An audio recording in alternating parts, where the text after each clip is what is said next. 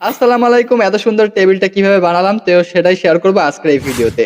দেখার জন্য রেডি হও, আমি একটু সাজসজ্জ করে তারপর চলে যাচ্ছি এই টেবিলের জন্য কাজ কাটতে। লাইক রিডিং গাইস, আমি একটু দুষ্টামি করলাম তোমাদের সাথে। সো এই ভারী কাজটা এখন নিয়ে যেতে হবে সোহাগ ভাইয়ের দোকানে।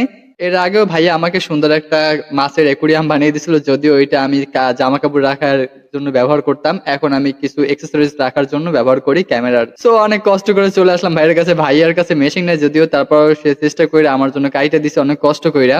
তারপর মজার কাহিনী শুনবো, বাসায় আইনে আমি ধুয়ে টুইয়া তারপর রাখা ধরছি, এর ভিতরে আমার হাত ফুসকা পড়ে গেছিল, কারণ ওইটা সাবান দিয়ে ধুইছিলাম তো এই জন্য। তো এক কোনা দিয়ে একটু ভাঙে গেছে। তারপরও মোটামুটি খারাপ হয় না, ভালোই হয়েছে। আর আমি সাইজ মতন মানে ওই টায়ারের যে সাইজটা আছে না, ওই সাইজটা মতন নিয়ে গেছি।